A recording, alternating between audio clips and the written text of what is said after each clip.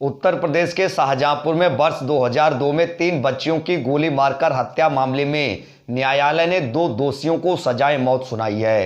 हत्या को दुर्लभ में दुर्लभतम श्रेणी का अपराध मानते हुए अपर सत्र न्यायाधीश 43 सिद्धार्थ कुमार वागव ने दोषी नरवेश कुमार और राजेंद्र को मौत की सजा सुनाई है। साथ ही मिथ्या साक्ष्य गढ़कर बेटियों के पिता अवधेश कुमार को हत्यारा सिद्ध कर जेल भेजने पर जांच अधिकारी होशियार सिंह के खिलाफ गैर जमानती वारंट जारी करने का भी आदेश दिया है। अदालत ने कहा कि जांच अधिकारी ने समाज को एक गलत संदेश दिया है कि पुलिस सर्वशक्तिमान है, निर्दोष को दोषी और दोषी को निर्दोष बनाने में सक्षम है। इससे समाज में यह गलत संदेश गया है कि पुलिस में शिकायत दर्ज कराए जाने से पहले सावधान रहे। हमारे बेटे की हत्या छुटकुन्नू नरवेश राजेंद्र, हम अपने घर पर बैठे हैं, हमने इनको आओ देखो तो मैं पीछे कोठरी की तरफ भाग गए। जिस मुसहरी पर हम लेटा था रोज़ उसी पर उस दिन हमारे बच्चा लेट गए। हम पीछे की तरफ भाग गए। छुटकुन्नू नरवेश राजेंद्र ने आए के फायर चला जो हमारे बच्चन के लगे, बच्चा हमारे ख़त्म हो गए। हमने थाने में ले जाए के रिपोर्ट लिखाए, लेकिन दिनेश गाँव के प्रधान उनसे होशियार सिंह ने साठ टाट करके उन्हें पैसा ले लो, हमें को 2 महीना जेल भेज दो। लेकिन हमारे भैया कसूर ना ही और प्रभु ने मदद करी, हम 2 महीना बाद अपने आए गए बाहर। हमारी बीवी साथ देती रही, लेकिन बाद में हम अदालत को भरोसा करता है, अदालत ने हमारी मदद करी। हमारा भैया तनिक हमें खुशी है जो अदालत ने हमारी मदद करी, लेकिन हमारी लड़की ने बेचारी बच्चा हमारी ज़िंदगी भर चली गए, वे कहाँ दर है। हाँ, आज आपको इस बात की खुशी कि बेटी जो मरी उनको न्याय मिला है, इस बात? हाँ, आज की बात कि हमें खुशी है, बेटी जो हमारी ख़त्म भई। हम जो हो दोष लगाओ हो, हम दोषी नहीं है, अदालत ने हमें निर्दोष देखो वहाँ दोषी लोग जेल भेज दे और हम जो है हमें सुकून मिल गो। क्या क्या बेटियों के नाम थे? हमारी बड़ी लड़की का नाम है रोहिणी, छोटी का नाम है नीता और सुरभि, 3 लड़की नहीं है। चलिए न्याय तो मिल गया, लेकिन बेटियों के बारे में जब याद करते तो भाई भैया हमारे कुछ बूझ हो ना हो घबराहट झेले हो जाए, लेकिन हमारे बच्चा कहाँ धरे।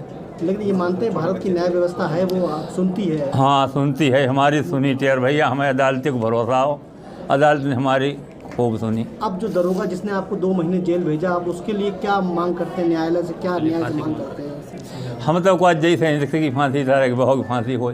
किसकी? होशियार सिंह। कौन था वो? दरोगा यशो, उसकी भी फांसी? हम चिल्लाते रहे भैया हमने बच्चा अपने नहीं मारे, लेकिन उसने पैसा के आगे हमारे यहाँ ध्यान नहीं देखो ना हमारे बच्चे ने। Verma ADC criminal.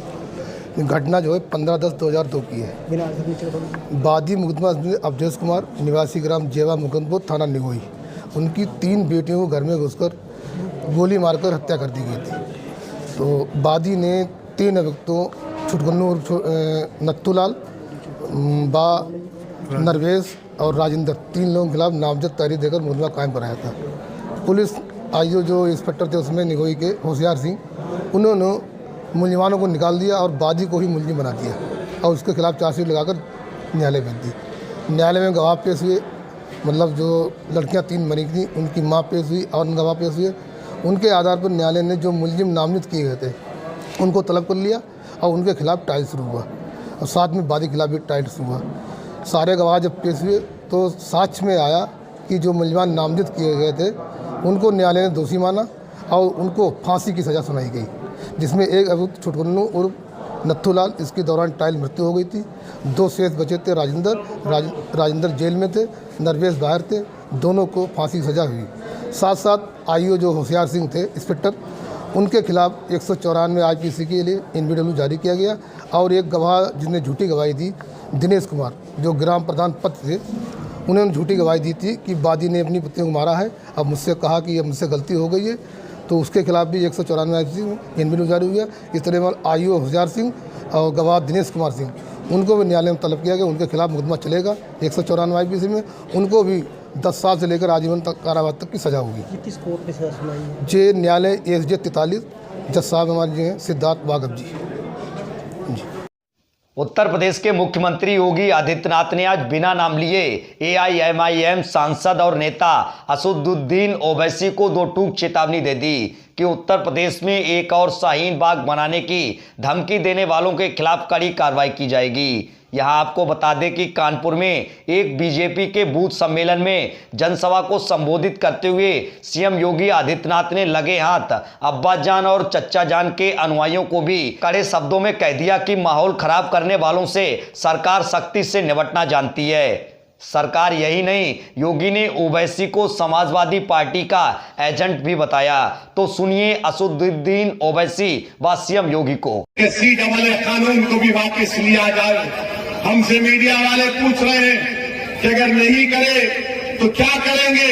अगर NPR और NRC का कानून बनाएंगे तो हम दोबारा रोड पे निकलेंगे, यहीं पर भी शाहीन बाग बनेगा इंशाअल्लाह ताला।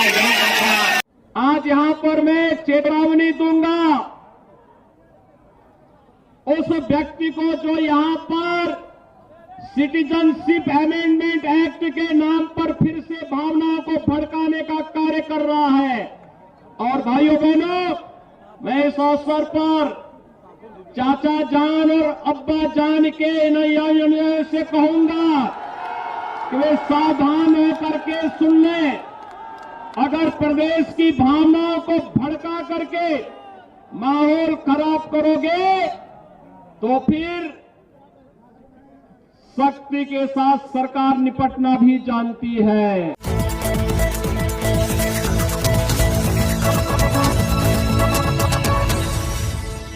नमस्कार भाइयों बहनों, मैं हूं आपके साथ दिनेश पाल सिंह और आप देख रहे हैं सासी इंडिया 80 न्यूज।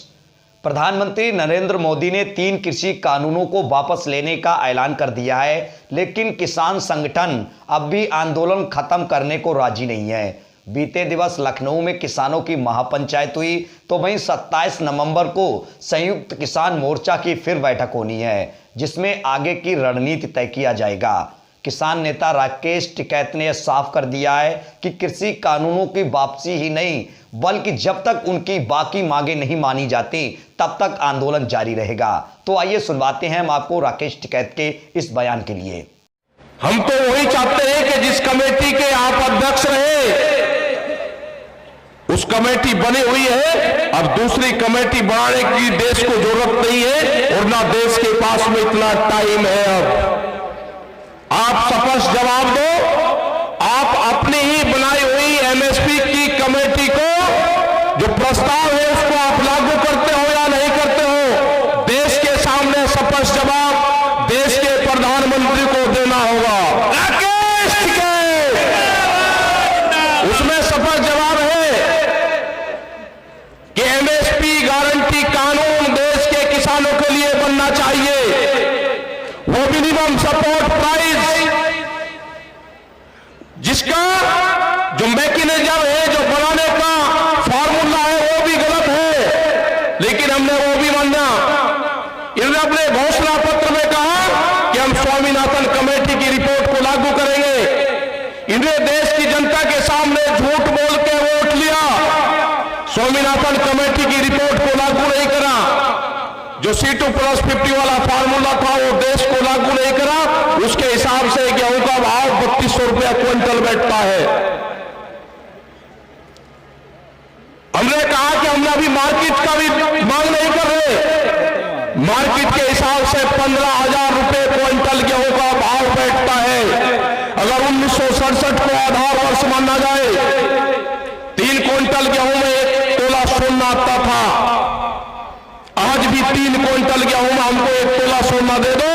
आप इस तरह के 20 कानून भी ले आओगे, हम उन कानूनों का भी मुकाबला करेंगे। अब हम आपको बताएंगे कि कहां फंस रहा है आंदोलन का पेंच, आखिर क्या है किसानों की मांगें और क्या है MSP पर गारंटी कानून। क्या है MSP यानी मिनिमम सपोर्ट प्राइस। यह एक तरह की गारंटीड कीमत होती है जो किसानों को उनकी फसल पर मिलती है। अगर बाजार में उस फसल की कीमत कम भी होती है तो भी उस फसल की जितनी MSP होगी, यानी कि मिनिमम सपोर्ट प्राइस जितना होगा, उस फसल की कीमत भी उतनी ही मिलेगी। कभी कभी बाजार में फसलों की कीमतों में होने वाले उतार चढ़ाव का असर किसानों पर ना पड़े, उन्हें अपनी फसल की न्यूनतम कीमत मिलती रहे, जिसके लिए कैप तय करती है किस फसल पर कितनी MSP मिलेगी। अब कैप क्या है हम आपको यहाँ पर यह भी बताएंगे कि किसी फसल पर जितनी एमएसपी होगी उसे commission for agriculture cost and processes यानी कि कैब तय करती है। कैब की सिफारिश पर ही सरकार फसलों पर एमएसपी तय करती है। अगर किसी फसल की बम्पर पैदावार होती है तो उसकी कीमत भी गिर जाती है। ऐसे में एमएसपी कीमतों के गिरने पर किसानों को बचाने वाली बीमा पॉलिसी की तरह कैब काम करती है। एमएसपी के तहत अभी 22 फसलों की खरीद की जा रही है। इनमें धान, गेहूं, ज्वार, बाजरा, मक्का, मूंग, मूंगफली, सोयाबीन, तिल और कपास जैसी फसलें शामिल है।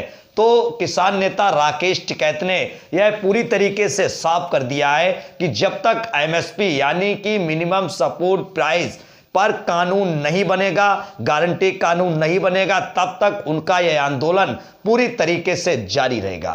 देश के सामने स्पष्ट जवाब देश के प्रधानमंत्री को देना होगा। उसमें स्पष्ट जवाब